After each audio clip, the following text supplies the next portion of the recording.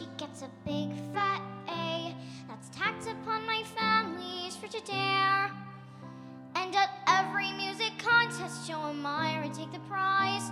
On the freezer there are ribbons everywhere. And I'm proud to be their sister, but it really makes me blue that there isn't any prize for telling people what to do, except an invitation to Kalamazoo, home of the world-famous Advice-a-Palooza Festival. Do you know what invitation means? Chance to finally be where I belong. Up on the fridge is where I want to be, just like Katie and Myra and Joe.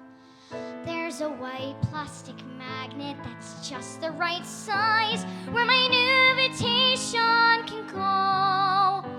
And then every morning I'll open the door, get some OJ or milk, and I'll see what I dreamed of and wished for and hoped for and prayed for, a prize that belongs to me.